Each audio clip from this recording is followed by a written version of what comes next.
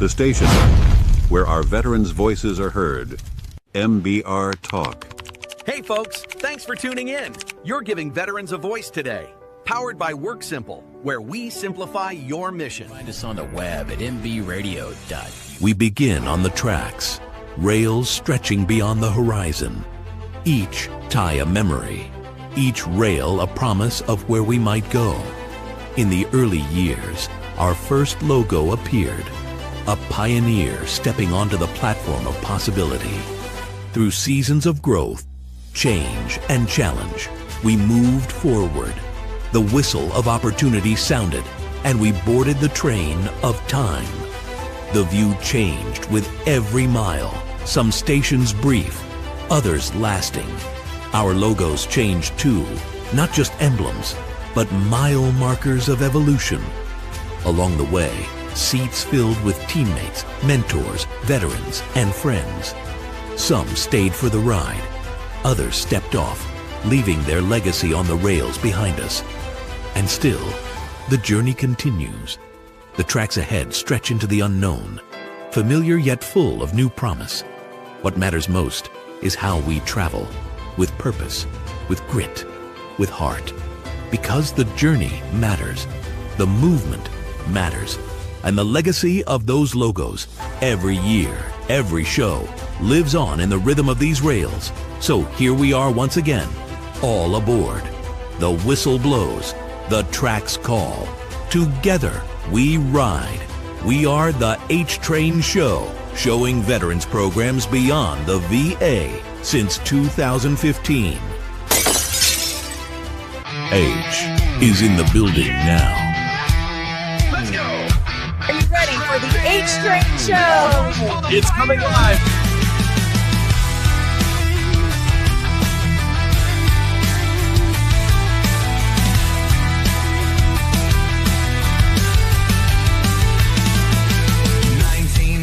I took the oath. 20 years I gave my soul. Sandstorms, fire, a roadside blast. Everything I knew shattered fast. You haven't seen nothing yet! Woo! Woo! Drowning in turmoil, 15 meds, mine in a haze. Living felt like a permanent dead. Still standing strong and proud. Crushed by war, but I won't stay down. Voice of the broken, thunder in my chest with a freedom fighters rising from the wreck.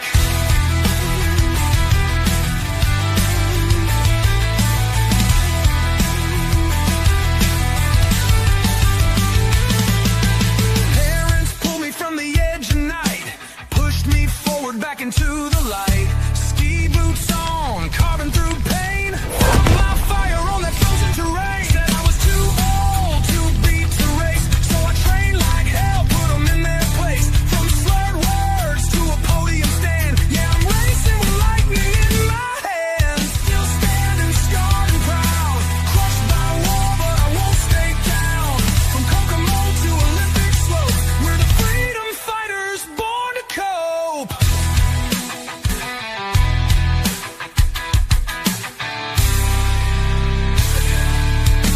Now I take the mic, not a rifle. Broadcast truth, yeah, that's survival. Paralyzed, but still I lead. With every word we plant a seed.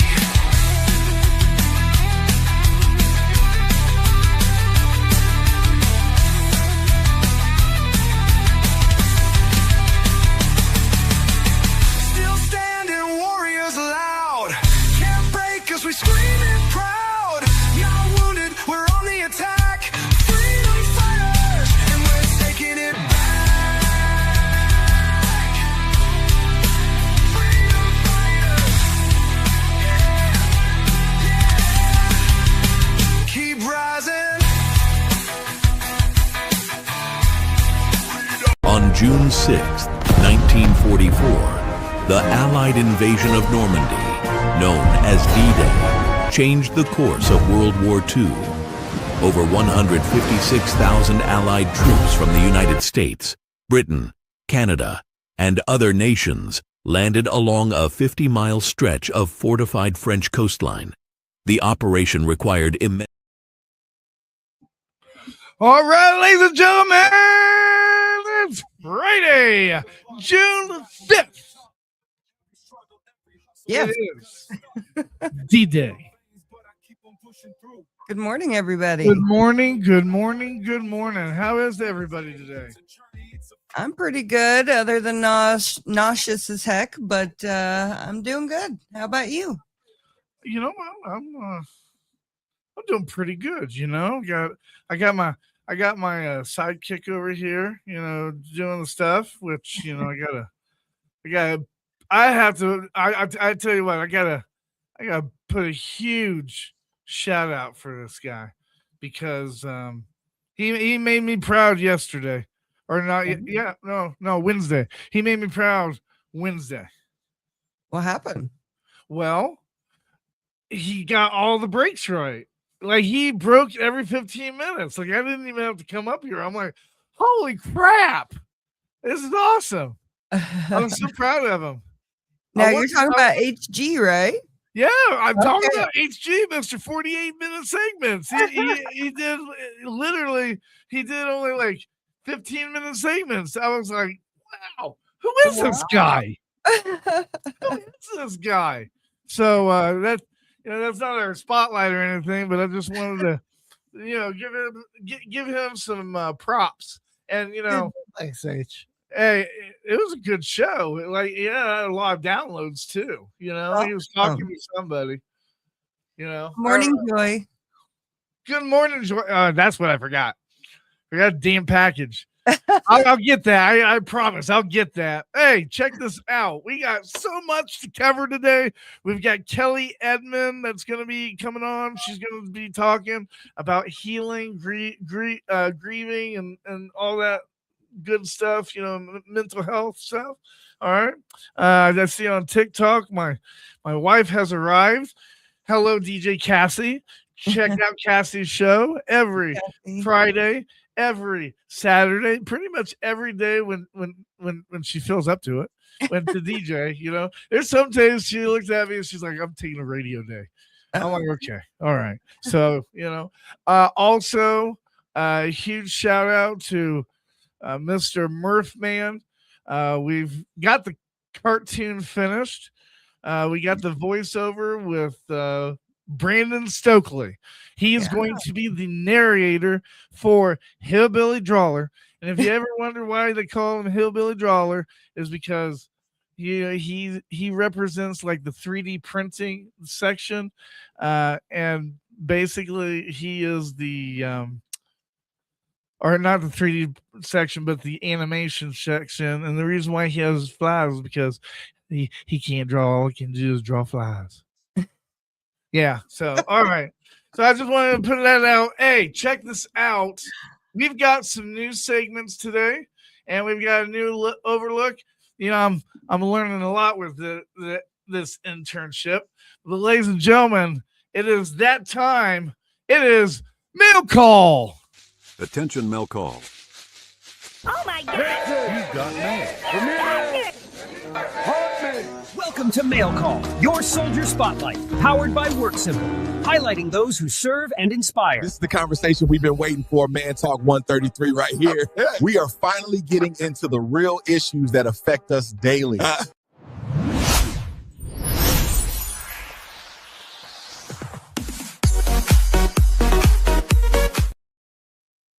Yeah. Hey, Man Talk, I think you guys are doing amazing. This is a huge shout out to you. 10,000 people. Congratulations. I've been doing this for 15 years and I don't even have 10,000 people. So, hey, congratulations. We're glad that you're here. Yeah. If you haven't checked them out every Friday. I believe it's 6 p.m. Eastern Standard Time. They bust out biblical writing based on what's going on in today's society around us. So, check them out. I enjoy that show. So a huge shout out spotlight for them. Like I said, today is D-Day, but if you're wondering or if you're guessing, You're listening to the show that highlights all the nonprofit programs out there beyond the VA since 2015. I tell you what, when I think about that, like, that's a long time. Like, Yeah. I'm like, sheesh. When do I get to retire? I don't know. I don't know, but I do know this. We have a great show planned for you. If you didn't know, you're listening to the station that's letting our veterans' voices be heard. You're listening to MBR.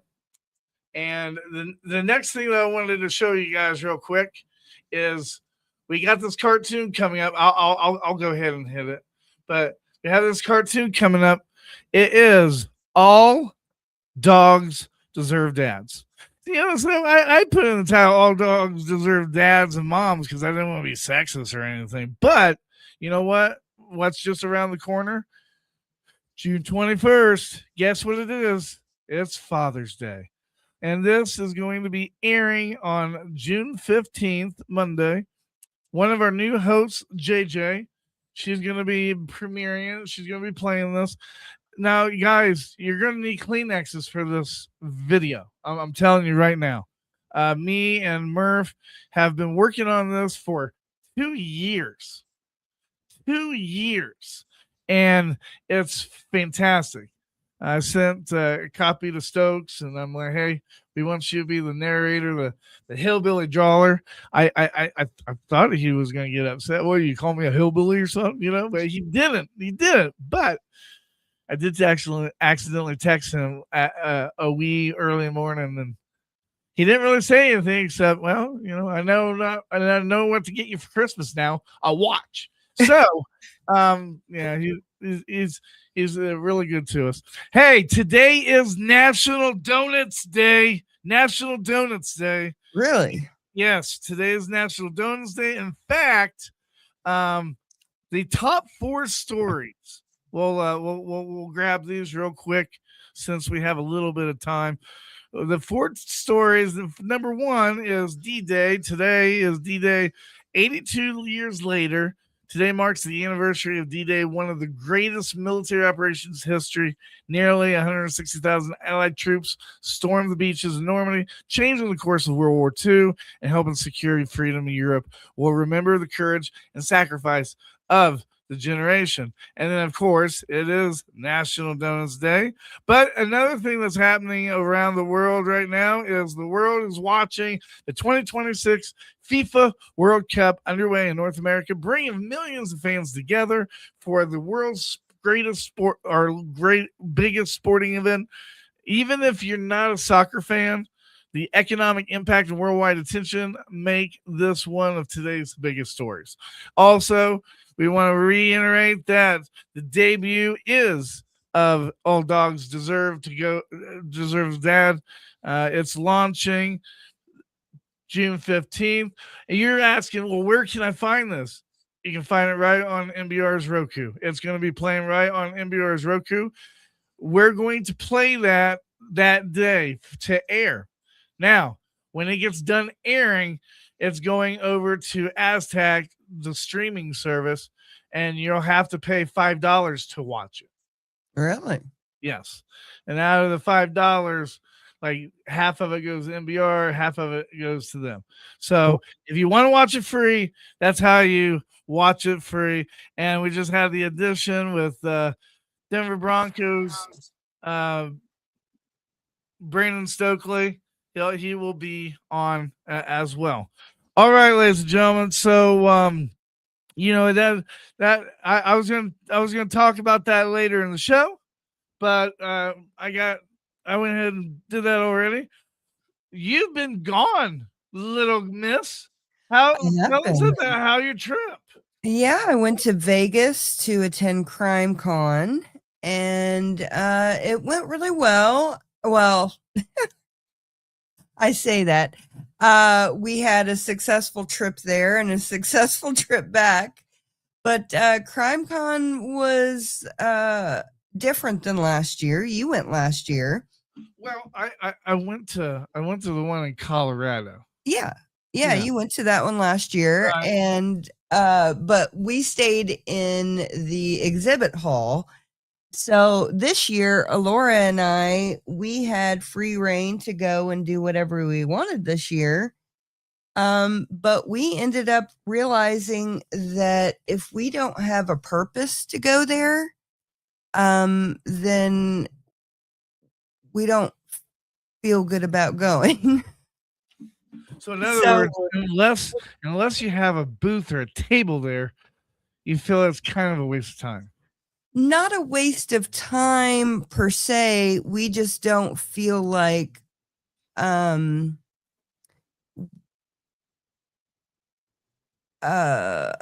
do I say it? It's not feasible for the money that you pay?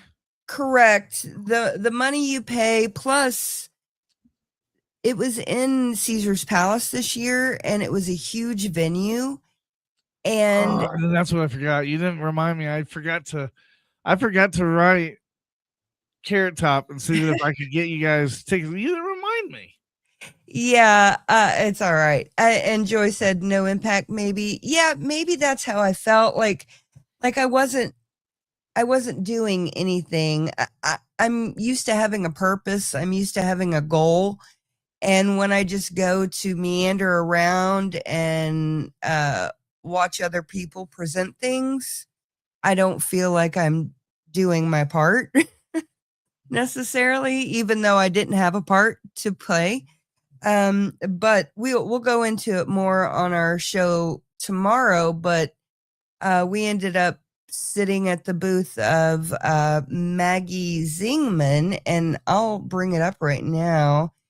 Maggie is the mother of Brittany Phillips, and Brittany was murdered in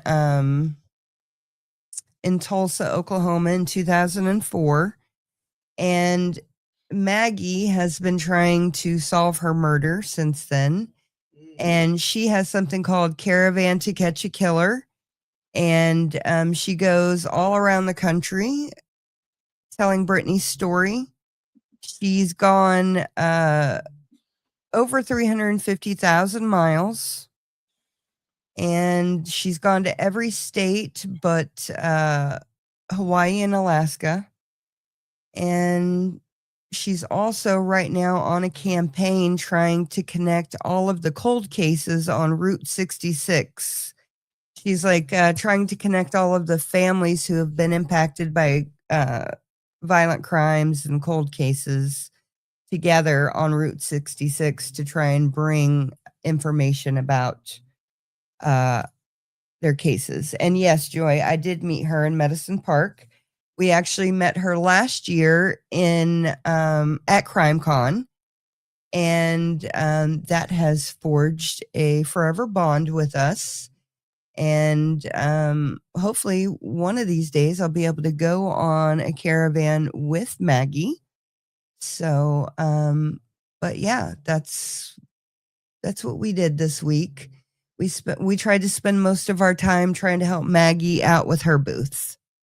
So, and there's a lot more, but yeah, that's what we did. Well, I'll speak on behalf of HG. We missed you. I missed you guys too. Miss you. You're not allowed to leave ever again. Okay. Okay. Yeah, our substitute was late to the show. Yeah. Oh, that sucks. Caesar, come on now. Come on, man. Come on. In his defense, he did have a power outage, but okay. Well, all kinds of random stuff happens to me all the time, so don't hype me up too much. I may show up late one day.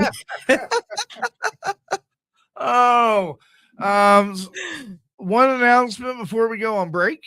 We're gonna do like 2 or 3 like little breaks or whatever. One announcement is we have booked the skydiving thing for July 4th.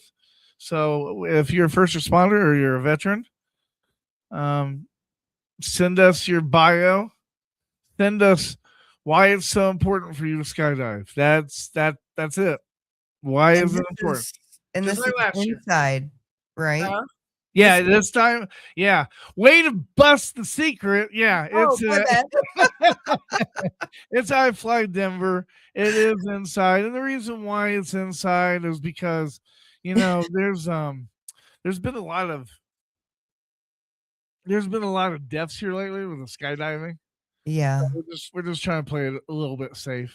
That's Yeah. about it. We're gonna see how it goes this year, and if we do it again with inside next year, great. If not, we'll go back to the plane. But Yeah. last year I was kind of scatterbrained, and I needed more than 24 hours, so that's the reason why I went with I Fly Denver. I can't do that last minute stuff. I'm not a procrastinator. My wife is a procrastinator, and my wife won't teach me how to procrastinate. So, because she won't teach me how to procrastinate, this is what I have to do. All right, so check this out. We're going to go on a music break. And when we come back off of that music break, there's something going on just in society. They're trying to take things away from veterans. Why are they taking away things from veterans? I think, maybe you think, maybe we're all together, right? I think they are undertaking the veteran vote. We're going to talk more about it when we come back. You're listening to the H-Train Show. Show programs out there beyond the VA, right here on the station that's letting our voices be heard, MBR. Stay with us.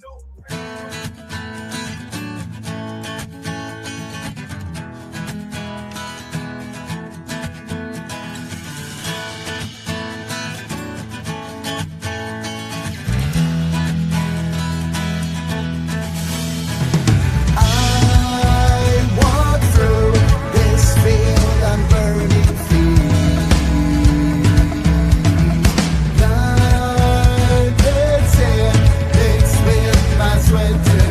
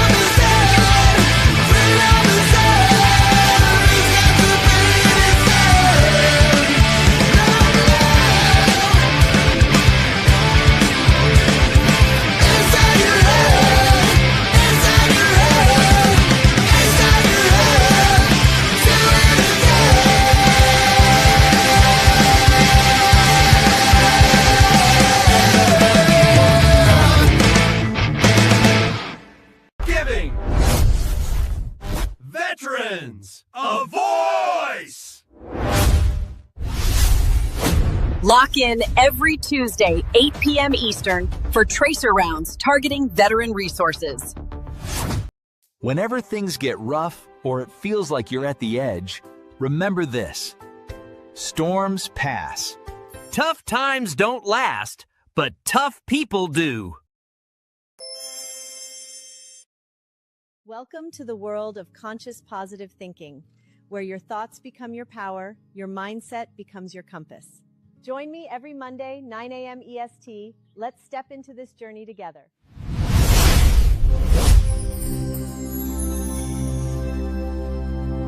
The station where our veterans' voices are heard. MBR Talk. Hey folks, thanks for tuning in. You're giving veterans a voice today. Powered by Work Simple, where we simplify your mission. Find us on the web at mbradio.we. Pain in my face, but I keep on pushing through. Dreams in my mind and what I do from the streets to the stage. It's a journey, it's a fight every night. All right, we're back, ladies and gentlemen. You're listening to the station that is giving veterans a voice, and the show that's showing programs out there beyond the VA. Check this out. So everybody knows that I got in a wreck in my car a couple months ago. I finally got into a garage, right? Mm-hmm.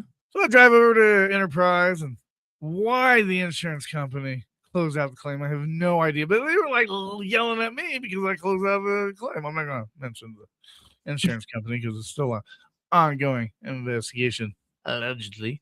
But you know, it's crazy. So I'm sitting there waiting, and like, there's no cars in the parking lot. There's none. I mean, maybe like 4 cars, if that, right?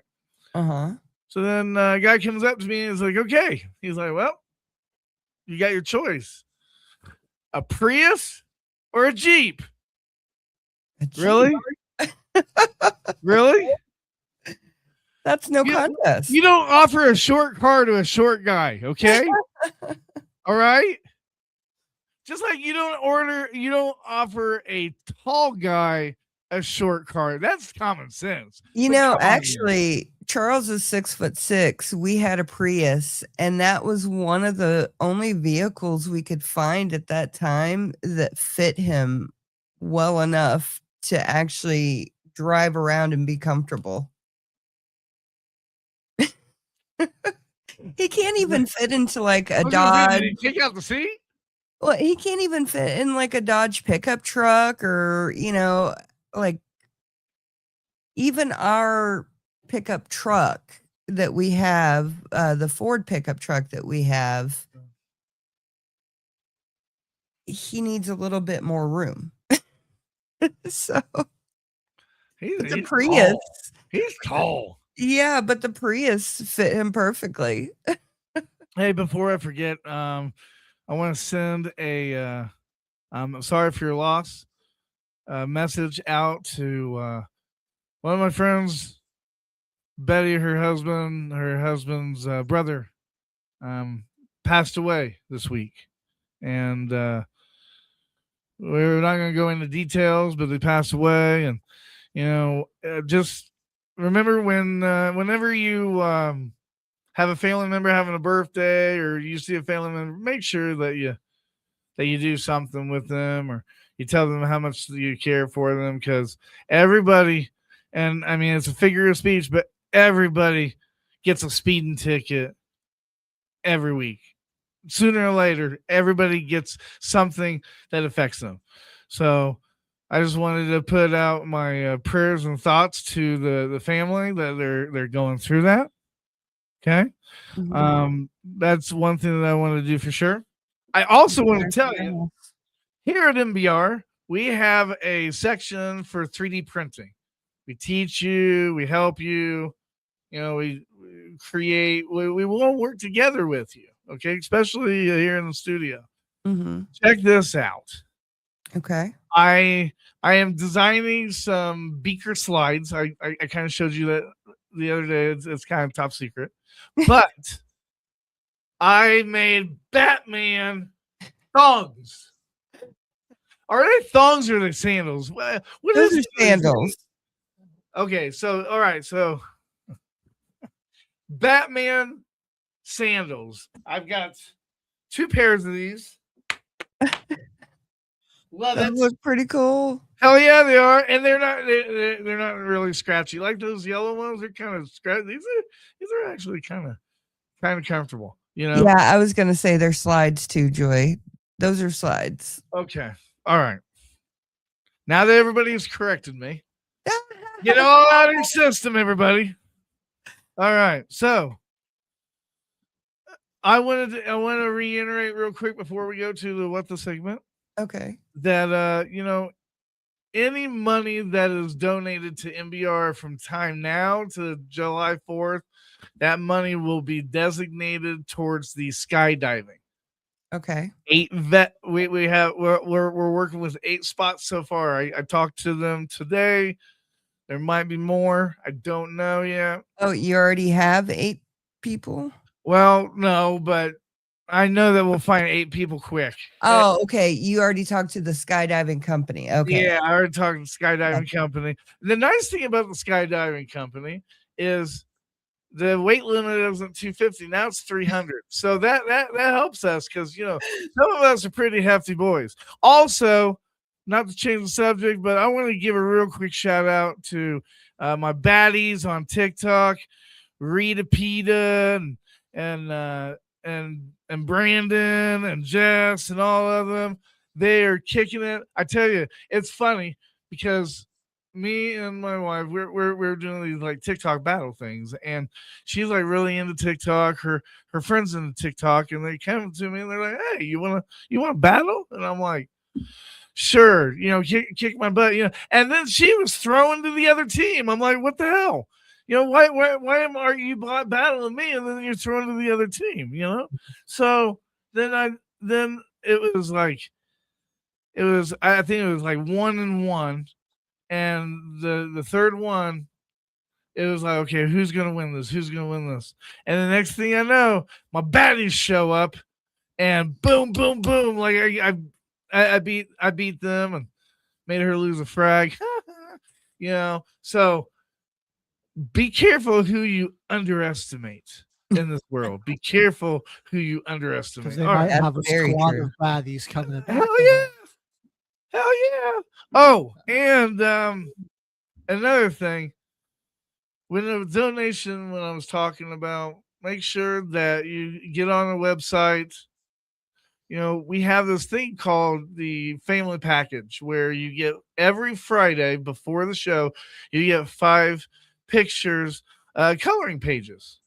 Okay. These coloring pages this week was none other than parts of the movie. So they get kind of like a little sneak peek of the movie.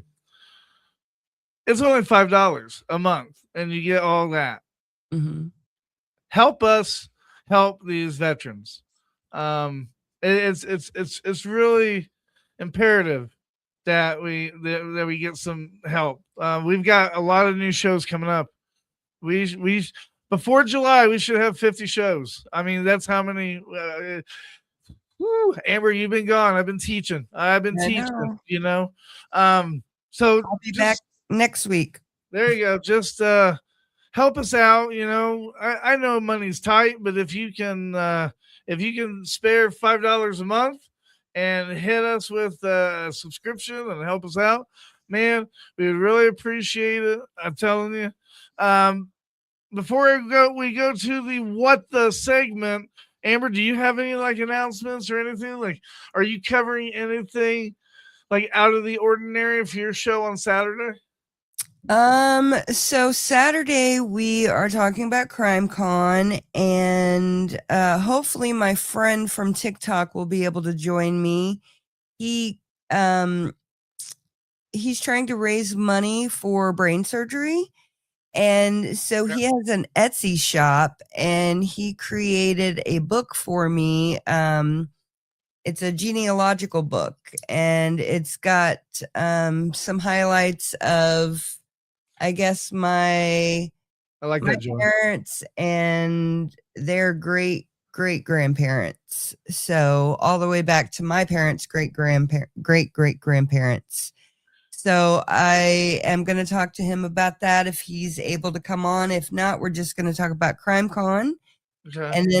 And then we're going to eventually get back into Athena Hogan and that trial from 1986.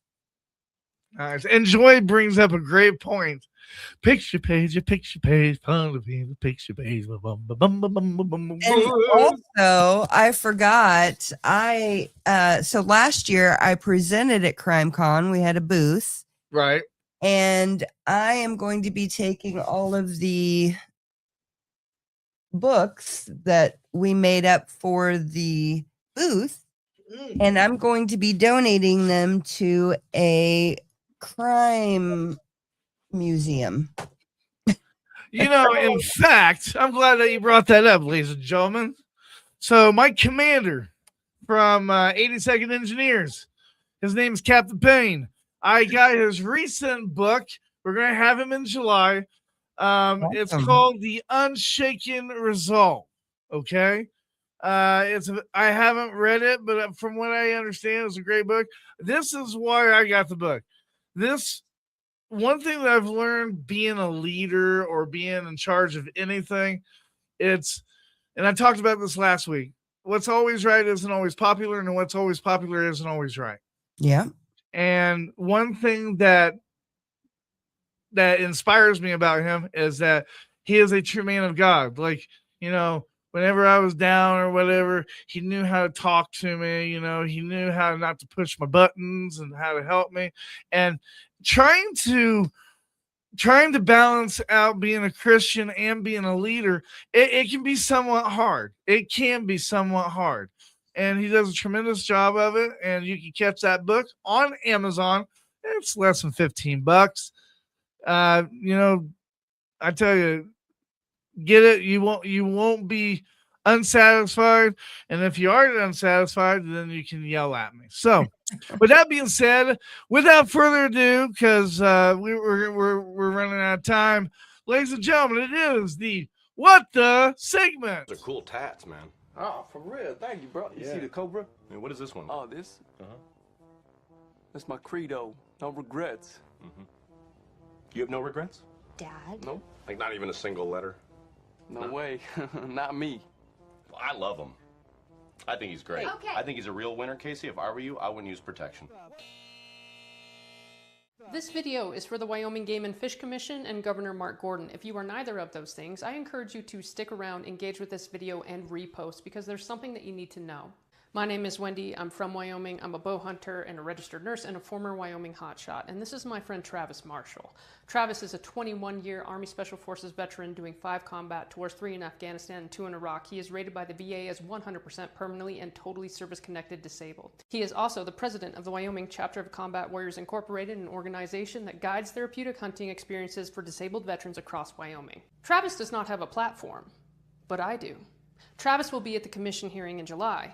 I won't, but I have a few things to say before he gets there.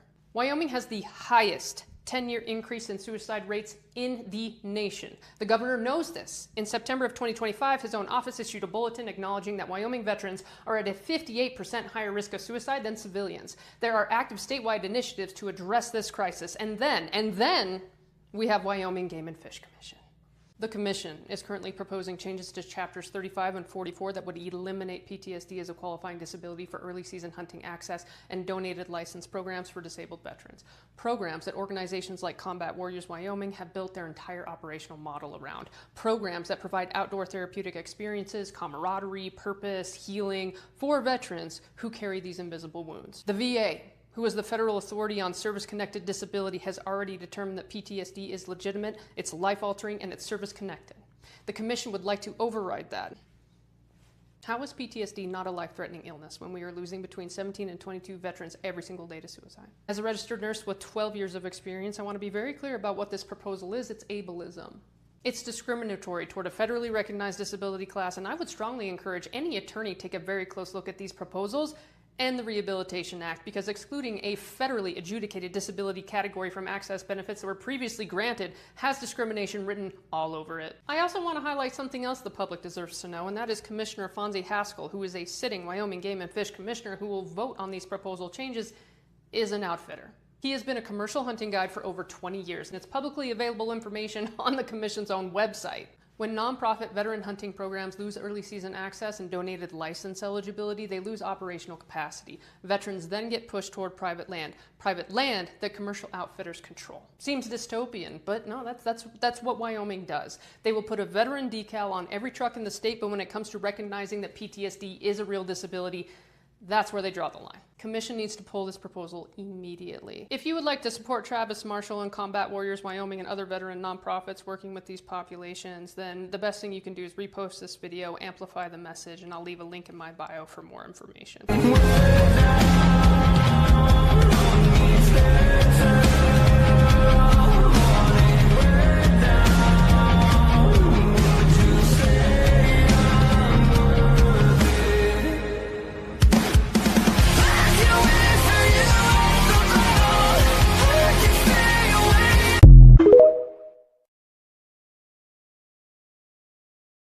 All right, let's get into it. I think I don't think it's a Republican thing. I don't think it's a Democratic thing. I think it's a political thing. I think that they are underestimating the veteran vote, because who are they going after all the damn time? They were going after Social Security, and they were going over after Medicare and Medicaid, because these are all government programs. Mm-hmm. Well, now they're attacking veterans, and this is the thing. Like, we're getting all riled up and we're getting all pissed off, but you know what? The truth of the matter is that whatever happens this week, there's going to be something else next week, and then the next week. I honestly think that some of these people, they just get bored, and they think, you know what? I want to make some money. I want to see my name in the media. I want to get some spotlight. I'm gonna make it so that you can't have service dogs on the Capitol building. Why? There's no reason. I'm just gonna do it just to rile people up. Mm-hmm.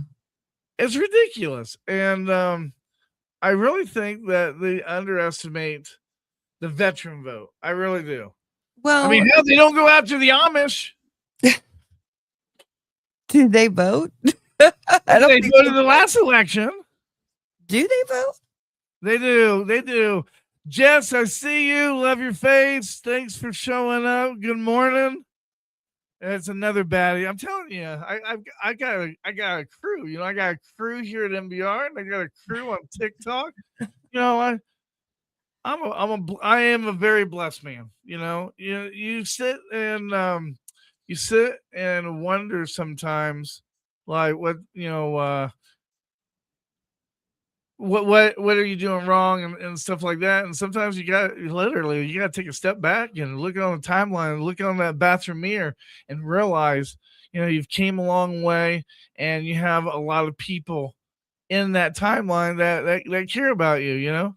Sounds like you need to start posting more positive things instead of more negative things. I'm always posting positive. Not always. Hey, my baddie team called me Positive Polly yesterday.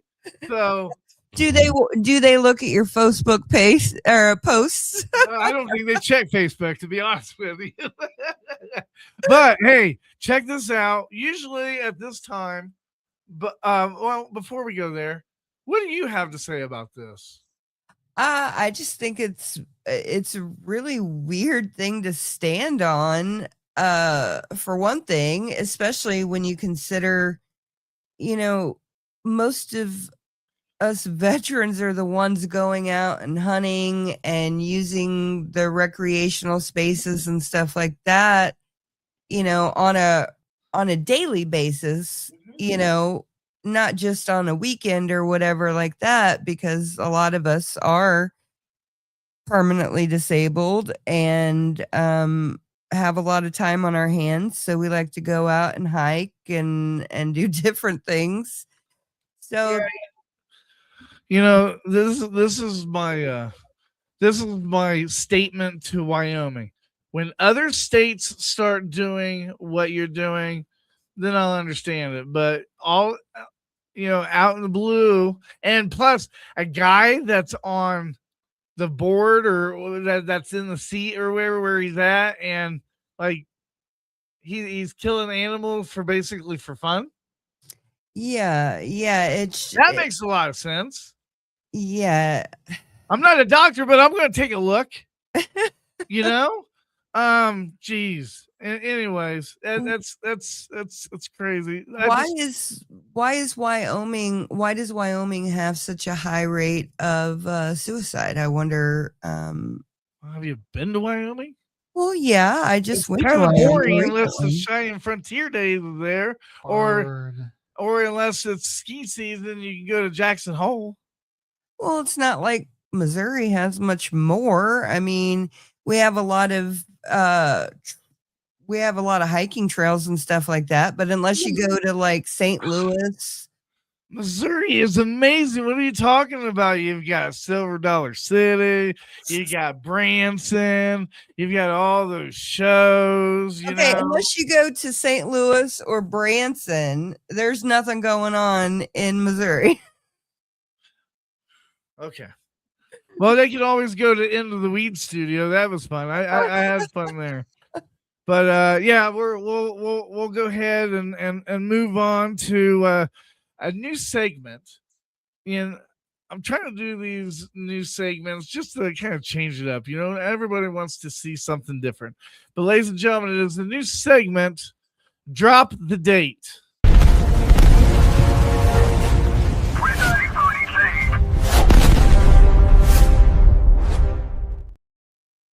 All right, so everybody knows already today is D-Day. But what some people might not know and might not realize that on this day in 1968, Robert F. Kennedy, the United States Senator from New York and former Attorney General, was shot in Los Angeles shortly after delivering a victory speech following his win in the California Democratic president primary. The attack occurred at the Ambassador Hotel just after midnight, and Kennedy would succumb to his injuries the following day. His death shocked the nation and marked another heartbreaking chapter in one of the most turbulent years in American history. To understand why this moment was so significant, it's important to understand who Robert F. Kennedy was and what he represented. And we're not talking about Robert F. Kennedy, the worm in the brain guy, okay? We're talking about somebody else. You're talking about his son, not his son. You're talking about his dad. Yeah. Often known simply as RFK, he was the younger brother of President John F. Kennedy, who himself had been assassinated. Less than 5 years earlier in Dallas, Texas, following his brother's death, Robert Kennedy emerged as one of the most influential political figures in America. He became known for his passionate advocacy for civil rights, social justice, and helping those living in poverty. The year 1968 was already filled with tension and uncertainty, and the Vietnam War continued to divide Americans. Cities across the country were experiencing unrest. Earlier that same year, civil rights leader Dr. Martin Luther King Jr. had been assassinated, leaving many Americans feeling discouraged and uncertain about the future. In the midst of this turmoil, Robert Kennedy offered a message of hope and unity. He hoped about bringing Americans together despite their differences and often challenged people to believe that positive change was still possible. During his presidential campaign, Kennedy traveled extensively throughout the country.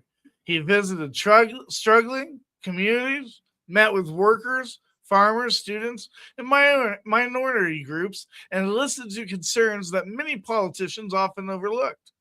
His willingness to engage directly with the ordinary Americans helped him build a broad coalition of supporters who believed he could help heal a deeply divided nation. On the night of June 4th, after winning the California Democratic primary, Kennedy addressed an enthusiastic crowd. The victory was viewed as a major step towards securing the Democratic nomination for president. Supporters celebrated, believing his campaign had gained tremendous momentum, moments after delivering his speech. However, a tragedy struck as he passed through a kitchen area on his way to meet supporters. He was shot. News of a shooting spree rapidly went across the country. Millions of Americans woke up to reports that yet another prominent leader had been targeted by violence. When Kennedy died on June 6th, the nation mourned. Crowds lined railroad tracks as funeral trains traveled from New York to Washington, D.C. Thousands gathered to pay their respects, reflecting the profound impact he had on people from all walks of life. More than 5 decades later, Robert Kennedy's legacy continues to resonate. His speeches are still studied for their call to compassion, courage, and public service. He challenged Americans to care about one another, to seek justice for those who lacked power, and to believe that individuals could make a difference in the world around them. As we reflect on this day in history, we are reminded that leadership is not only measured by victories or titles, but by the ability to inspire hope during difficult times. Robert Everett Kennedy's life and legacy continue to serve as a reminder that even in moments of division and uncertainty, there remains an opportunity to strive for unity, understanding, and a better future for all. And ladies and gentlemen, that's a new segment that we're going. If you like this new segment, make sure that you let us know. Like, we might go back to dropping the mic next week. I don't know. Tell me how you like that. We're going to drop a date. We're going to take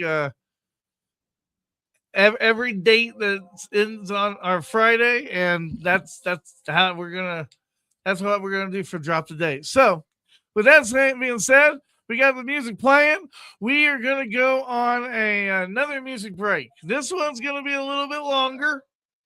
Don't worry, we'll be back. We'll be back with Kelly Edmond. So whatever you do, stay with us. Don't go away. You're listening to the show that highlights all the nonprofit programs out there beyond the VA. You're listening to the Exchange Show on MBR. And remember, when you comment, make sure you comment on our podcast for your chance to win a shot going skydiving. So stay with us. Don't go away.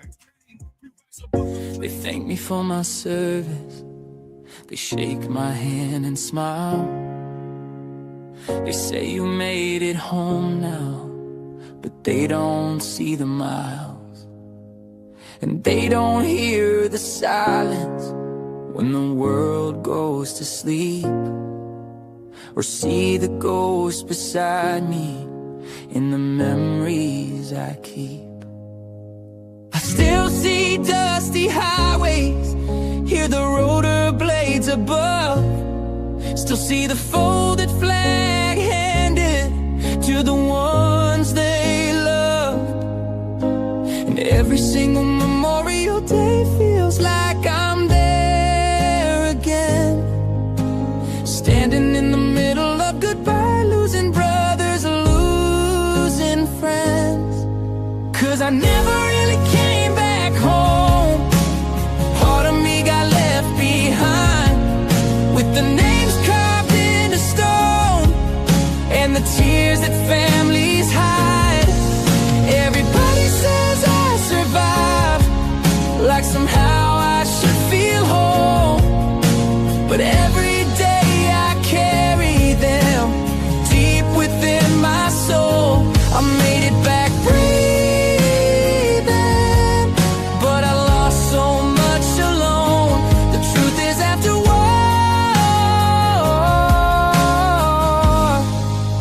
I never really came back home. For some it's just a holiday, a barbecue a day away. But for those who wore the uniform, the hurt never fades away. It's birthdays they'll never celebrate, kids growing up without their dad, mothers holding pictures close, trying not to break too bad. And I asked God why I made it, why my sea was still filled, why I got another sunrise while my brothers never will. There ain't a medal for the guilt, no parade can heal the pain. You just learn to keep on breathing while it pours like endless rain. I never really came back home. Part of me got left behind, with the names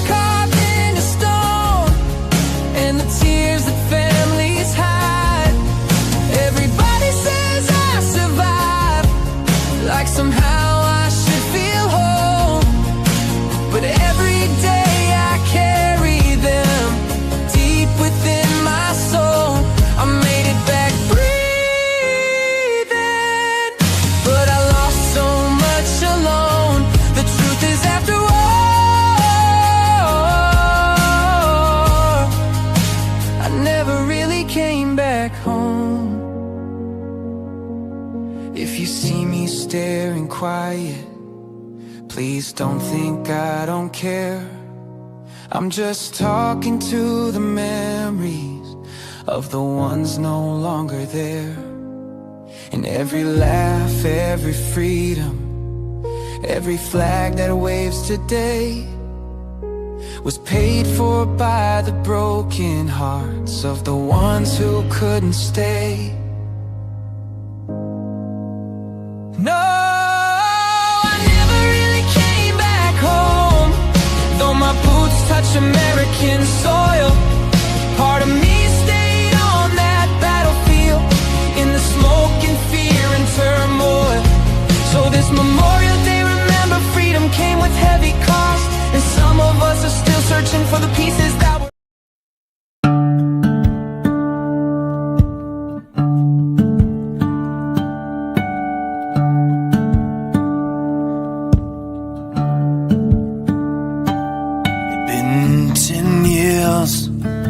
Since I'd seen his face, not much had changed, just a different time, different place.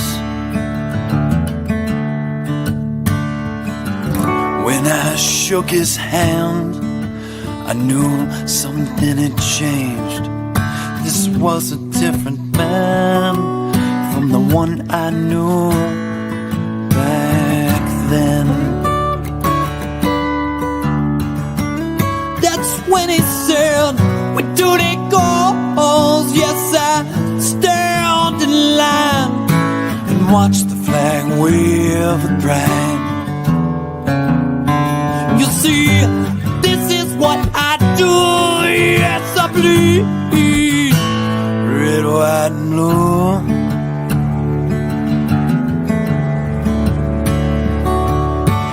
Told me the tales of his journeys far away, 3 times gone and land most only see on the front page. With honor and glory, he stood so tall and fought for you and I, so we could be free from it all. That's when he said, we do the goals. Yes, I stand in line and watch the flag wave with pride. You see, this is what I do. Yes, I bleed red, white, and blue.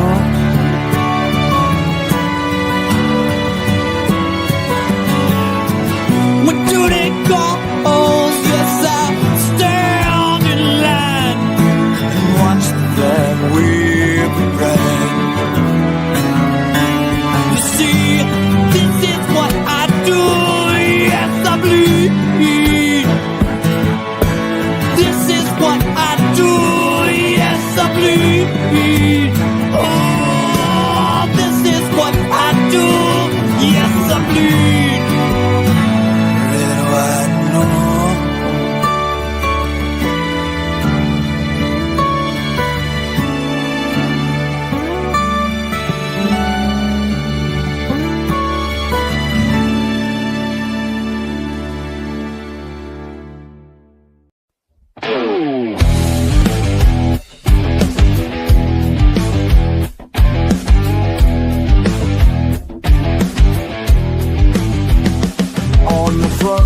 We stand side by side with courage and strength that we won't let slide.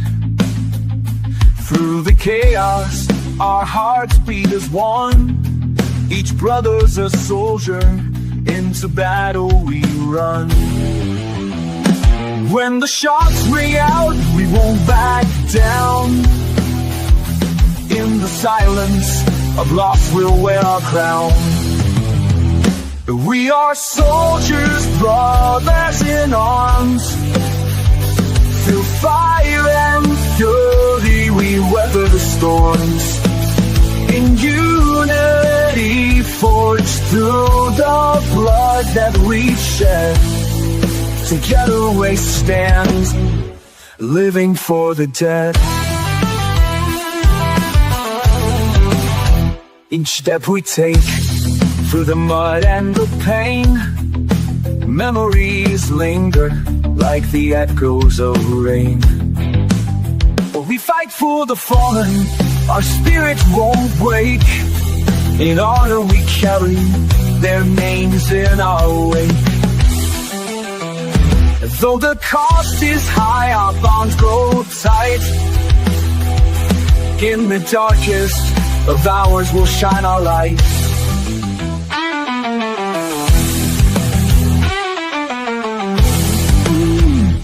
We are soldiers, brothers in arms.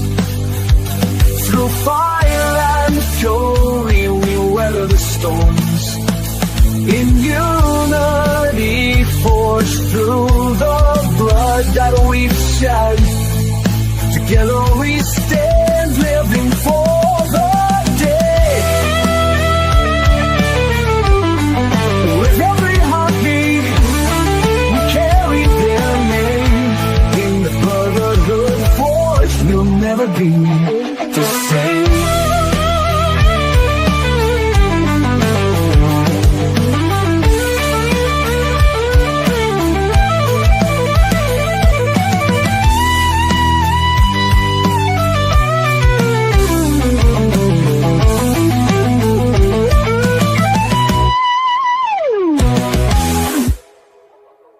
The station where our veterans' voices are heard. MBR Talk. Hey folks, thanks for tuning in. You're giving veterans a voice today. Powered by WorkSimple, where we simplify your mission. Find us on the web at mbradio.we. Oh, yeah. Ladies and gentlemen, it is May or June 5th. D-Day 2026. Red Friday.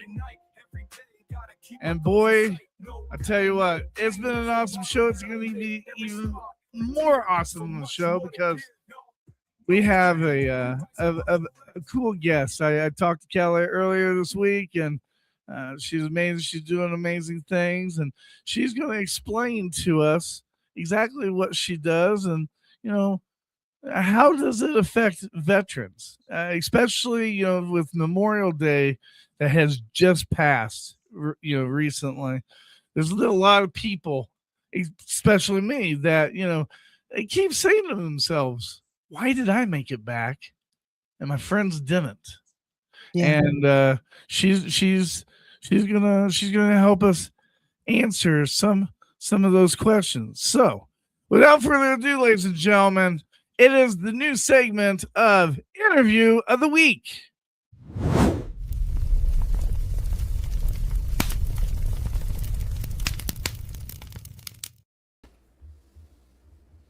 Kelly, thank you so much for waking up this morning with us. Do you have your coffee? I did. Good morning. Good morning. Good morning.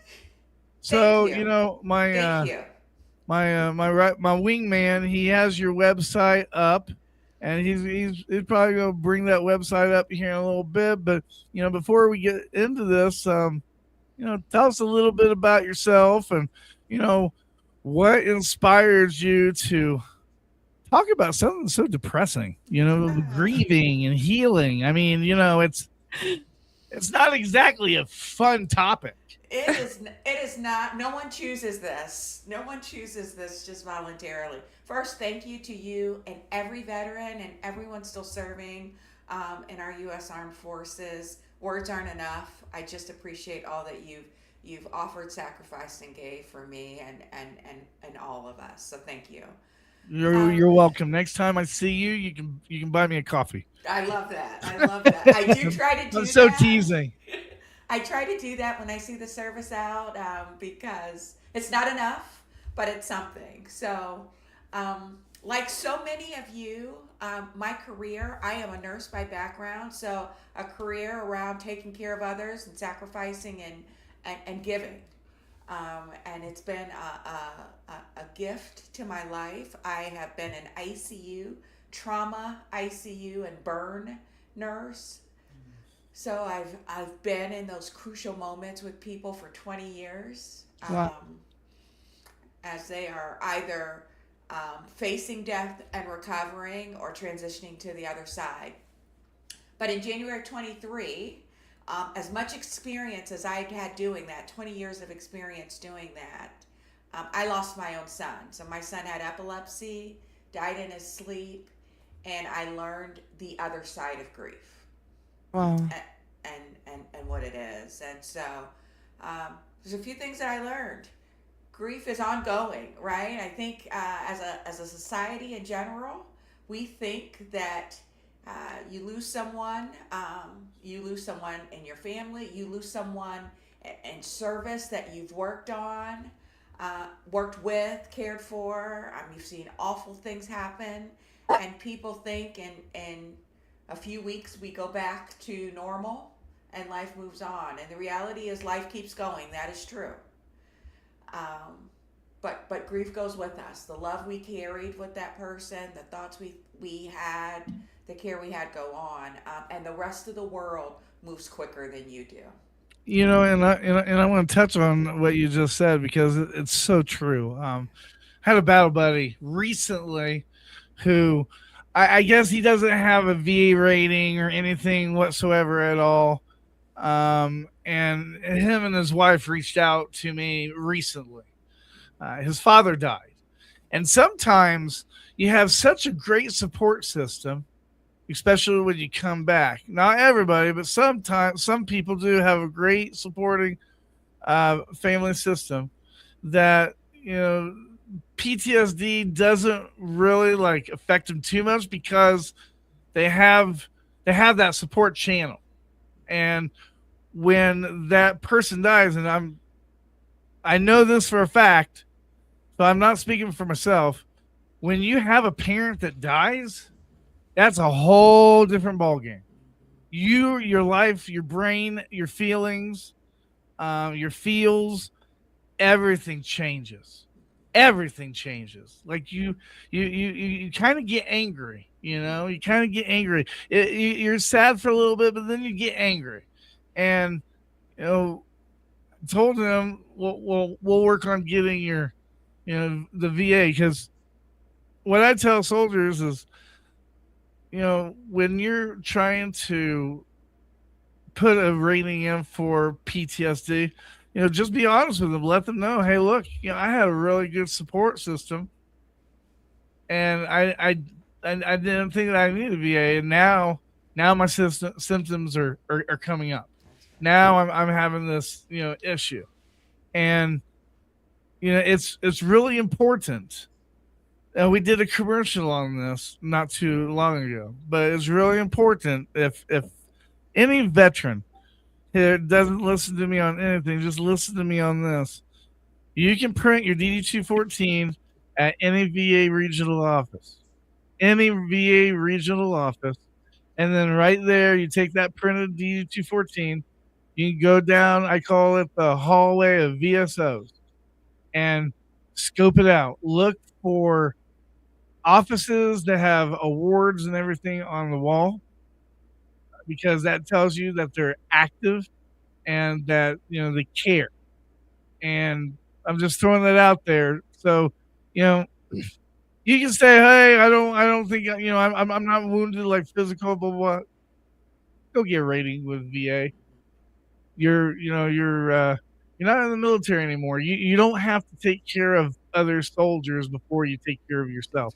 And remember, even on a plane, you have to put that oxygen mask on before you put it on your child or before you put it on anybody else. So keep that in mind. If you can't stay in the fight, then they can't stay in the fight, because you got to be taken care of. I didn't mean to cut in there, Kelly. I just wanted to get that point real quick so that everybody knows, because I've had a lot of people lose their parents. Oh, I mean, we're getting into an era where there's a lot of boomers that are dying here. here recently, and I just want to let everybody know that when you lose a parent, like it changes you. You have brought up such an important point because every loss compounds on the ones you had prior. So you lose a parent now and you don't even know that you're thinking about a battle buddy that you lost 20 years ago, but you do. It starts stirring up those feelings. Every loss builds on the other. And so sometimes you have a loss and you don't even know it. There's this undercurrent of other losses that you have to address. So it's really, really important when we have fresh losses. Talking to someone's not weakness. Grief isn't weakness. Grief means you love someone. And so what a blessing to be able to love. The cost of that is losing, and we know that. And so it's exactly what we do, right? We know that in grief, everyone supports you at the beginning. People fade away. But the research tells us it is predictable that there are certain days that are going to be more difficult on the grieving journey. Mm-hmm. Yeah. That first birthday. Mm-hmm. Right. I still have to go to Indiana and travel and be with my dad because my mother's birthday is around Mother's Day. So it's Mother's Day and then the birthday, and those kind of bring you down, especially, I mean, even when I'm at the house and I'm not with them, I mean, it brings me down, because I constantly see ads on this, ads on, Mother's Day, and, I always joke with my wife, well, Mother's Day, I'm saving money, which it's a joke, but, if you still have your mom or dad, trust me, hug them because when they die, that navigation system, man, it goes out the window. It goes out the window real quick, and that's what sucks about death is that sudden stop. Like you're not ready for it. I can't afford a funeral. Well, you're gonna afford a funeral. You're gonna afford it because it's happening. Right. But like I said, I keep interrupting. Look at that, hijacking the show. Sorry, Kelly. It is all good. They're predictable days, and so what we wanted to do was show up like a hug on those days that are difficult. The wedding anniversary no one remembers. That first holiday season when there's no gift under the tree for my dad, my brother, my son, my close friend, right? And so we wanted to make it easy for people who care about someone and want to give them the support they need through the grief journey, but maybe don't have words, certainly may not have the time, right? It's effort to do this. We show up all year long on a milestone emotional calendar, dates that are the most difficult, with heirloom quality gifts that say, we're thinking of you, you're not alone, your loved one matters. That's the whole premise of our company, to do that. But what's more important than that, I think, is teaching people how to show up for someone they love when they're in the loss. And I think there's 3 simple things we do. Just 3.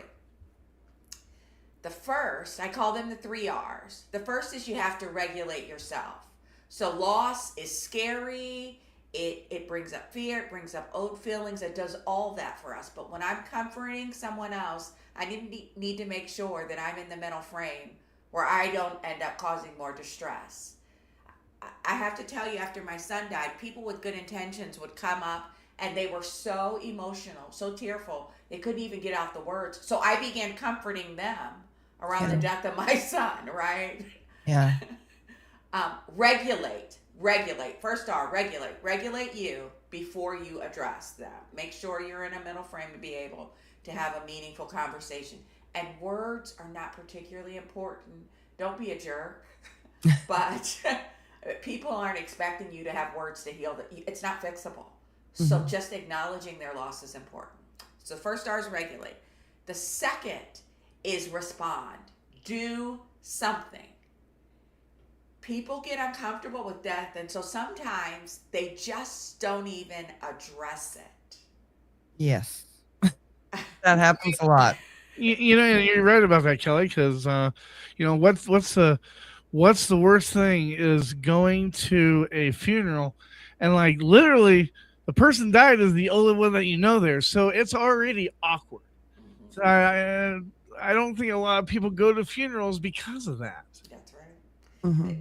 They just do nothing. And what I have to tell you is that silence is deafening. Silence is the loudest noise you'll hear, right? Do something.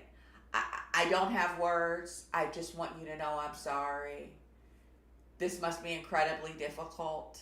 You're in my thoughts. You're in my prayers, right? I mean, you don't have to do something. Send dinner on a random Tuesday so they don't have to cook. If it's someone's who's close, go wash clothes on Saturday. Offer to keep the kids. Take the kids to soccer practice on.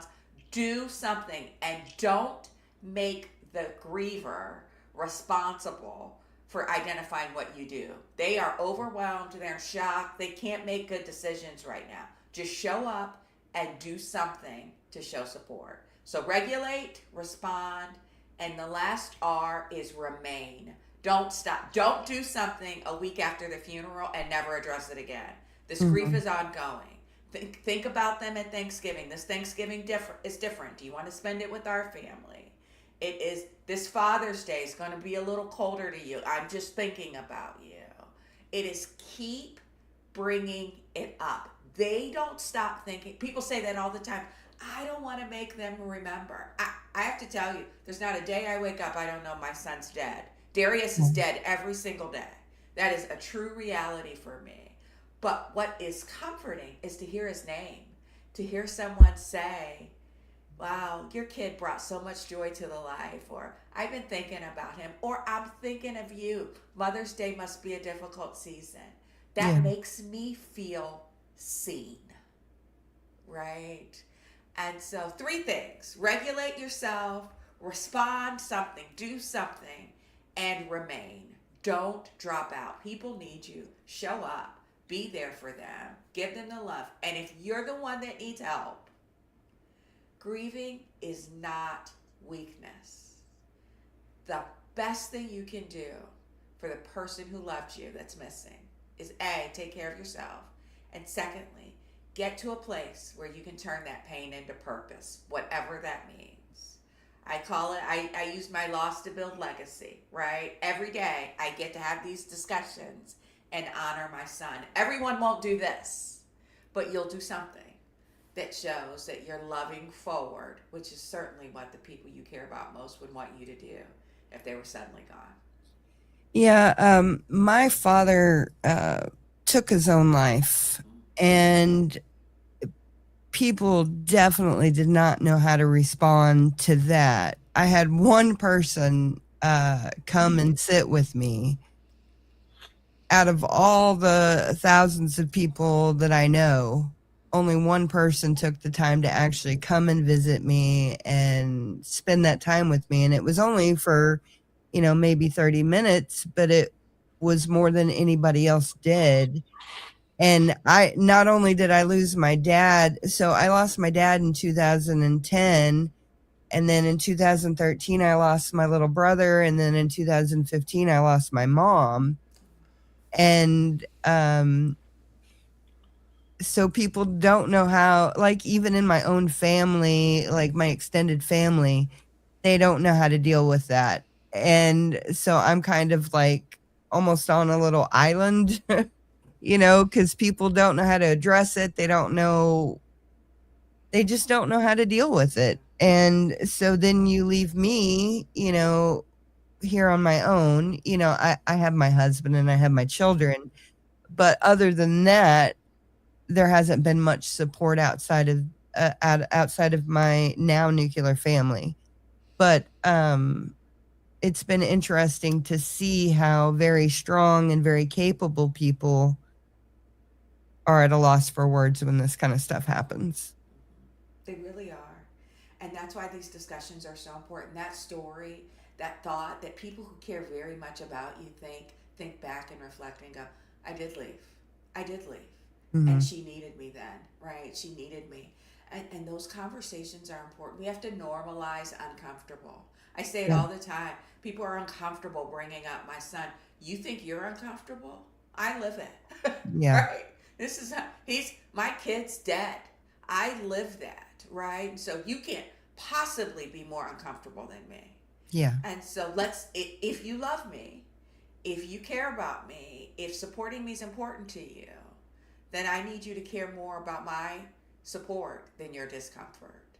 And we've got to keep these conversations in front of people because as a society, we haven't normalized it, but this is the mission. We want to reshape the way we understand and support people through loss. It's one of the most important. And I'm a nurse by background. This is a public health issue.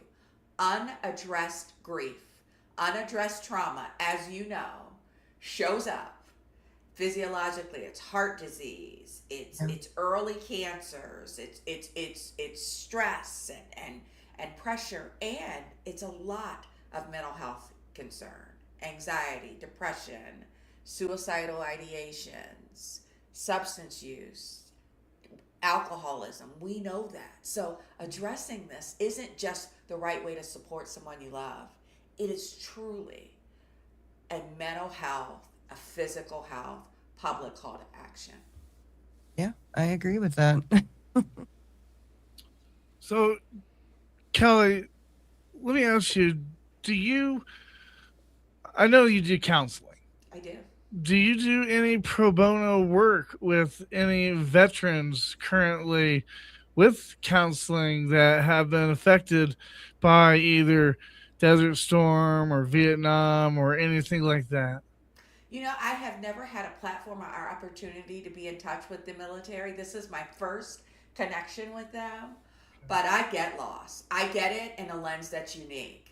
I've seen it clinically, I've studied it psychologically, and I've lived it personally.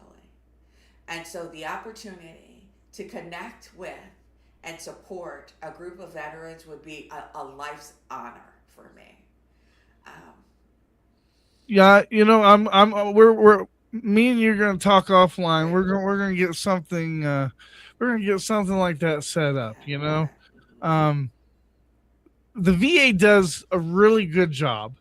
They really do with the mental health compared to like how many soldiers they have. Okay, I think that a lot of people beat up on the VA, and they need to beat up on DOD because DOD. You know, we spend like 7-8 weeks on marksmanship on M16, but yet they give us about a week to clear. You know, they kind of boot us out. They don't really focus on, you know, what do we need to do transition. They keep kind of blowing it off over to VA. Hey, VA will take care of you. You know, VA will take care of you, but it takes a while. And, you know, somebody of your nature, and when I say somebody of your nature, somebody that's in a clinic that's inspired because you've had that loss. All right, it's almost like going to a doctor with a broken foot, and the doctor tells you have a broken foot, but the doctor himself has never broke his foot. You know, how can you serve or treat somebody if you don't know what they're going through? That's right. You know? That's right. So I think it would be very valuable to, like, you know, set something up to where, you know, maybe you talk to them for, you know, 15 or 20 minutes. I mean, honestly, sometimes I wonder if I even need a shrink half the time, because I got Chat GPT and I got my baddies group and I got Amber. Amber's my Jiminy Cricket. You know, I would be honored. I think professional help has a place and matters. I also think cohorts, grief circles, grief communities add so much value. You get people who are in different stages of the journey. Yeah. And it's so helpful, to your point, to hear someone say, I've lived this, buddy. And, you know, 3 months looks different than 3 years. And 3 years looks different than 13 years, right? And so that sense of community and sharing and connecting, especially when facilitated by a professional, can be game-changing for people. I would relish an opportunity to help serve, to help pay back to a group of our service. Yeah, I men and spent women. I spent this last weekend, like I was telling everybody earlier, with the mother of Brittany Phillips. She's a murder victim from Tulsa. And she's also a psychologist, a doctor, and seeing her process her trauma and seeing her going out and doing something with that trauma by creating the Caravan to Catch a Killer, where she's going around in this van with her daughter's face on it and looking for leads and looking for conversation. I can only hope that I would be that effective and that inspiring, if something were to happen to me like that. But it just shows that people are in different stages of grief and how they process it. And to see somebody so powerful is inspiring. It really is. And I say this all the time. Somebody creates a caravan to catch a killer, right? Which is an amazing story. Mhm. I have, built a business and created a foundation to give back. I have a friend who lost a son. She created a fund at the local high school, right? And it's meaningful. Yeah. And it adds value. But there are people who just have created prayer circles. There are people who, whatever your thing is, there's different scales to how we have an impact. But paying it forward and helping bring somebody else along the journey, for me, has been one of the most rewarding parts of my recovery process. Yeah, and that's kind of how I've done it. I've been in ministry, children's and youth ministry, and my dad happened to take his life as I was studying for that ministry, and I ended up, being very involved in ministry at that time. And so I saw the need to be upfront and very real with my struggle, because I knew that there were these teenagers that I was talking to that struggled with these same kinds of feelings and things, and so I saw it as an opportunity to show them what it looks like from the survivor's point of view when you take your life. And that was extremely valuable for me and for them as well, I believe. So, Well, we're starting to run out of time, but the unless you have another question, Amber, I'm going into it. No, you're good. All right, I'm doing it. All right, ladies and gentlemen, it is that time. It is the time to shine.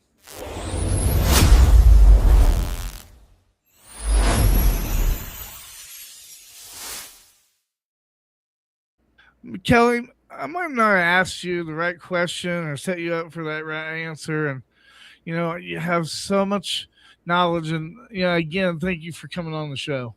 I really appreciate it, and that the short correspondence that we have through the email was so nice, and I wanted to tell you that I really appreciate that as well. But is there something that is on your mind that, like, when you came on today, that you wanted to talk about, until we started asking you 20 questions, you're like, well, that's not really what I want to talk about.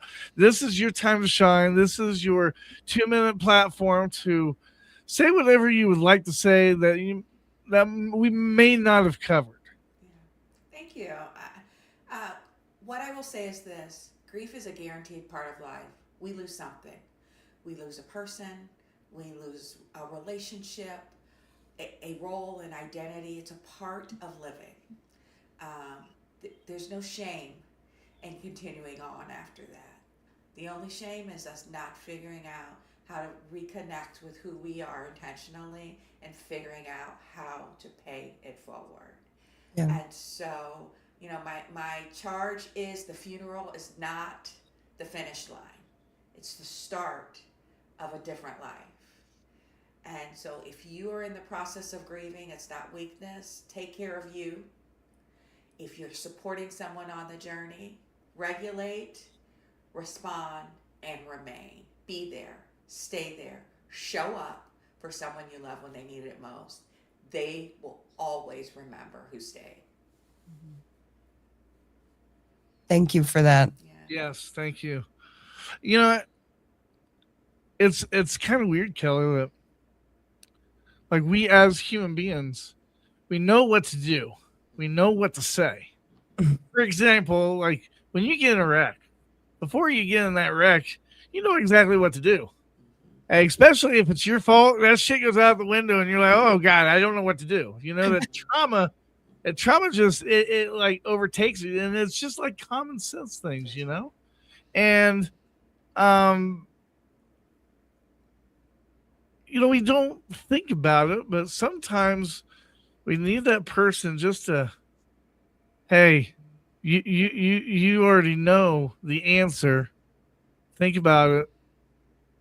You know, you know what to do, but you just need to be reminded. It's crazy, especially if you're just having a bad day. Like I told everybody today, you know, everybody every week gets a speeding ticket. Everybody. So that means that everybody in this world, every week, something happens bad to them. And we have to keep that in mind. You know, it's not hunky-dory life. Everybody's going through something. Everybody has a story. And before you get mad, one thing that I've been learning through my faith is before I get mad, try to put myself in their shoes. That's right. What are they thinking? You know, what are they doing? I've had guys, you know, I had a car that had a bumper sticker that said honk if you love Jesus. I honked and they flipped me off, you know? I mean, that's just how it is, you know? But most definitely, thank you for coming on the show, Kelly. I really appreciate it. And me and you we'll definitely talk, and you know, offline I'll send you transcripts and all this stuff so that you know you can have it. And yeah, just thank you for coming on. Yeah, Thank you for the opportunity. And again, can't say it enough. Thanks for serving, protecting, and caring about something bigger than just yourself. Thank you, Kelly. You as well. Ladies and gentlemen, once again, it is Kelly Edmond. She is the. Well, I got my glasses on. I'm still having trouble with this. I'm Read it for me, Amber. I am the founder and CEO of Timely Presence, nurse, bereaved mom, grief counselor, here to serve. There you go. Awesome. Kelly, thank you so much. Thank you. All right, everybody. For everybody else. Whoa, shoot. Yeah, we got to change that. Man, that scared me. I saw jump scare. I looked like Woody on Toy Story 5. That glare just hit me in the head right there. All right. So, with that being said, we're going to go on our music. Well, before we go on the music break, what do you think of that, Amber? No, everything she said is valid. You know, it's so unfortunate that people don't comfort other people when they're in tragic times, and you know, it just is what it is. But unfortunately, a lot of people just don't know how to handle those situations. Now, I so don't they run away. I know you have TikTok. Yeah. And I know this song's on Spotify, but check this out. There's a song it's called Independent Artists, and it's called The Black Sheep. I challenge everybody, I encourage everybody, when you're on Spotify, look for Independent Artist Black Sheep. That song tells exactly how a person feels, you know, funeral. They will literally drive miles and miles and miles away for a funeral, but they won't come and visit you when they know that you're bleeding inside. And it's just truth. It's really truth, you know? And, you know, I hear these TikToks, they're saying, well, you know, play this during my funeral and, you know, stuff like that. I'm going to tell you this, okay? And my friend Travis, he posted this yesterday, and I think it's really important to share this. You know, it's okay to vent, but two things happen when you vent to somebody, all right? Mhm. Because remember, even in the house, even when you close a vent, the air it still goes in another room. Yeah, it does. Okay. So the reason why I'm saying this is because when you vent, either number one, 9 times out of 10, they don't give a shit. Okay, they're just listening to you being a friend. Okay, And normally they don't want to listen. right, exactly. Thanks for telling me how you feel, Amber. Okay, No, I'm and just then saying, normally. and then the second, or either they listen to you and they don't say nothing, or they go and they talk about you to somebody else. Yeah, that So unfortunately you got to happens keep too, that yeah. in mind, And my friend Travis, he's exactly right. Hit the gym, put that music on. Do some laundry, go walk. One thing that I've learned is, people take pictures of things that they're afraid to lose. If you have a friend out there, or if you have a family member out there that doesn't take a picture, well, there you go. There, you know your place. That's not true, Joel, because I forget to take pictures all the time. There's a difference between forget and there's a difference between forget.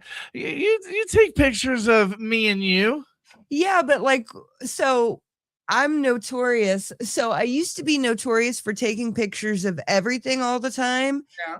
And then people used to razz me for posting it on Facebook all the time. So then I went the opposite and I quit taking pictures of everything all the time.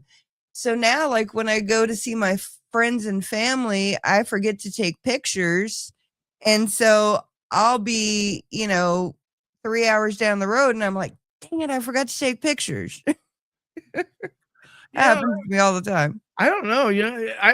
I could be wrong. I'll take the wrong button, but I honestly believe that you can tell how much a person cares about you with their actions.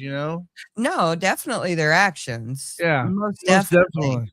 Most definitely, because a lot of people are talk, but not a lot of people actually show up. That's the truth. That's true. And hey, I wouldn't say we've got Red that's been in the room. We got Joy, we've got Tracer, we got MJ. Yeah. Shit, I feel popular this morning. People actually showed up. But we're it's that time. We're running out of time. We're gonna go on our it's not really a music break, but you know what to do. But we're going to go into the tribute to the troops. Awesome. And when we do the tribute to the troops, when we come back, we'll be hitting the final thoughts, what we learned today, and the horoscopes for today. So whatever you do, stay with us. Don't go away. You're listening to the show that highlights all the nonprofit programs out here beyond the VA on a station that's letting our veteran voices be heard, NBR. Please stay with us. Detail attention.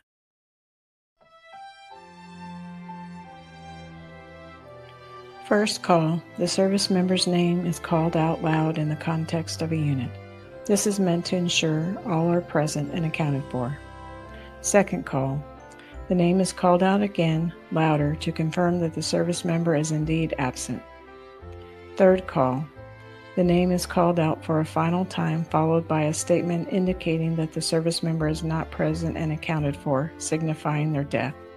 The final roll call serves as a symbolic gesture to respect and remember their service.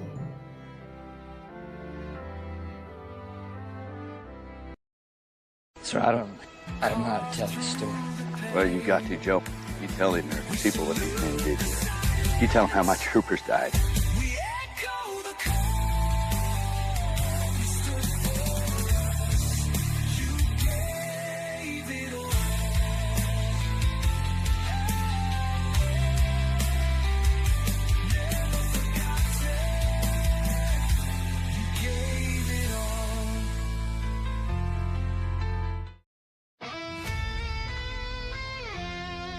Hey everyone, thank you for tuning in to MBR today as we pay tribute to Colonel Bruce Perry Crandall, age 93 of Tempe, Arizona. Bruce was born on February 17, 1933 in Olympia, Washington. Bruce was a gifted athlete earning All-American honors in baseball while in high school. He enrolled at the University of Washington on a baseball scholarship with his sights set on the professional diamond, but history had other plans. Drafted into the U.S. Army in 1953, he spent the next quarter century serving his country in ways that would leave an indelible mark on military history. After commissioning through Engineer Officers Candidate School at Fort Belvoir, Virginia, Crandall earned both fixed-wing and helicopter pilot qualifications. Crandall was a natural in the air from the very first flight. He spent 2 years mapping Libyan deserts as an instructor pilot, flew topographic surveys over Alaska's vast wilderness, and helped pioneer air assault tactics with the 11th Air Assault Division. By the time the U.S. escalated its involvement in Vietnam, few officers were better prepared. In November 1965, as Major commanding Company A, 229th Assault Helicopter Battalion of the 1st Cavalry Division, known to his men as call sign Snake 6, Crandall flew into history. On November 14th, during the Battle of Ladrang, he led 16 helicopters into landing zone X-ray. When the battle became desperate, he made 22 combat missions in a single day, flying more than 16 hours under withering enemy fire, evacuating over 70 wounded soldiers and delivering ammunition that kept the surrounded battalion alive. His helicopter was unarmed. He switched between 3 damaged aircraft and never stopped flying. In January 1966, during Operation Masher, he again landed twice in pitch darkness, guided by a single flashlight to rescue 12 wounded soldiers no one else would go in to save.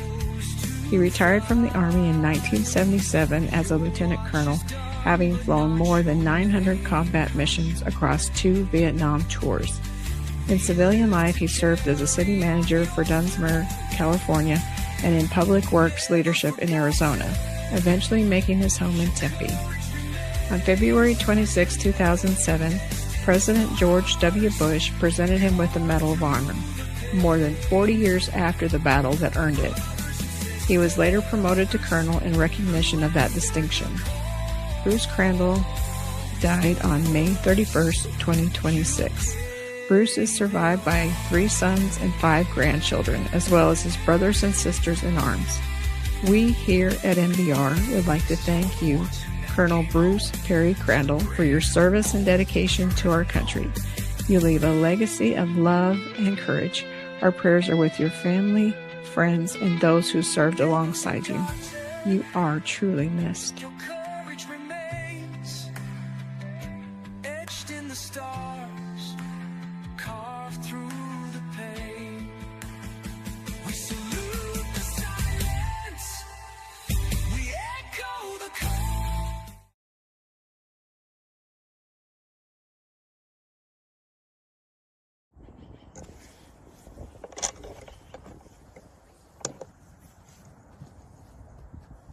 Bell detail, pinted, ready.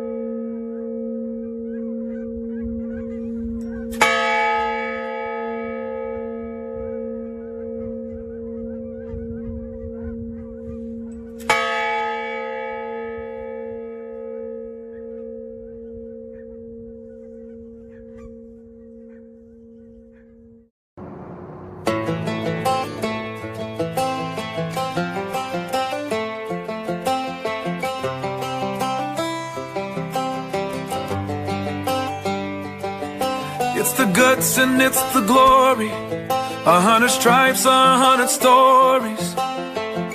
It's the Pledge of Allegiance on the 4th of July. It's them handwritten letters from home. It's them sleepless nights alone. It's his newborn baby he left with his wife. Mr. Red, White, and Blue, lay down, here's a line. Mr. Red, White, and Blue, for these stars and stripes. Hey.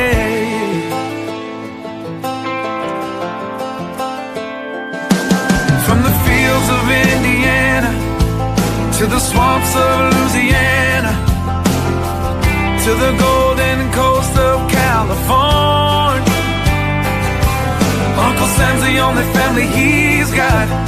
His purple heartbeat won't stop, and his 18th birthday was the day he was born. Mr. Red, White, and Blue, lay down, here's the light. Mr. Red, White, and Blue, for these stars and stripes. Mr. Red, White, and Blue, stand on the front line. Mr. Red, White, and Blue, pay the ultimate price. Oh.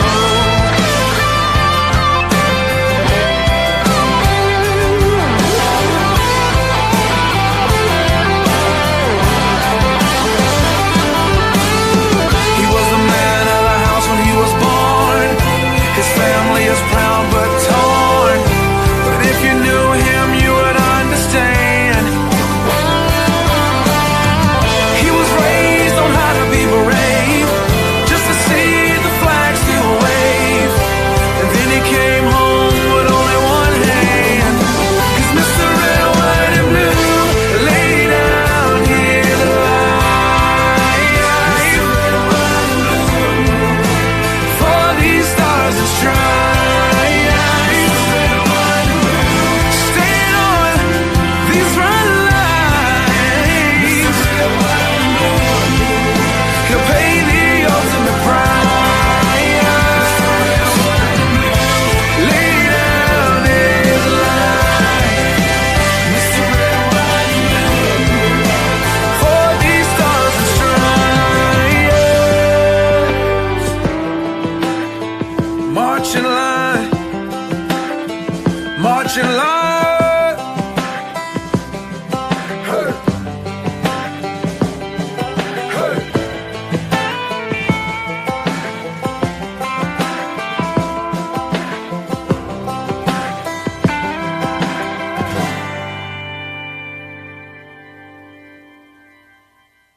Even ducks know the calmest waters come after the storm. Whenever things get rough or it feels like you're at the edge, remember this: storms pass.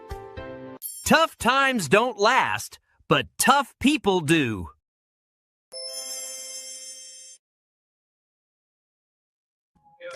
Oh yeah. I came from the bottom, now I'm rising to the top. I love this song. Oh yeah. Let it breathe. No, I always forget to say this, but that duck, he has a little evil glint in his eye. Yeah, he's Well, he is modeled after Joel, and Joel's got that. Yeah. Hey now. I was gonna say, well, he probably has a girlfriend, so I don't know. All right, ladies and gentlemen, it's kind of the closing of the show. But before we do the closing of the show, it would not be a show without doing a horoscope. So you ready, Amber? Yeah. So right. my husband did not like the fact that I read those off. Oh, okay. All right. You know what? No, Then, hey, I don't normally put my foot down, or I don't. What's up? He doesn't normally put his foot down. That's what I'm saying. Okay. But Okay. he was like, "Don't do that." I'm like, "Oh, all right. Well, we can totally bypass it. It's you're not a more than problem. welcome to do it." Well, I mean, I can help you read them too. okay, Yeah. all right, and Yeah, then, you go ahead and do it. we'll think of something next week. It's just yeah. All right. Well, we'll do these real quick. You know Sorry. what? We don't have to do them. It's not like anybody's going to be rioting if we don't do them. Comment on our podcast if you want to hear horoscopes. Other than that, this is what we're going to do. We're going to go ahead and Joel, bad news. The people are pissed. They took the town hall in Bakersfield, California. They stormed the town, the Capitol building in Bakersfield. They want the horoscopes. All right, ladies and gentlemen, is that I should have done it in the bigger city, but nobody cares about Bakersfield. Yeah, I was about to say Bakersfield. I'm looking into I'm looking into a case there in Bakersfield. All right. My husband is a preacher, and so he's against. He doesn't like poo-poo jokes either. All right, hey, with that being said, we are gonna go to the final thoughts. Did you delete the final thoughts, Joel? No, final thoughts. It's down at the bottom. No, it is not. Oh, wait, there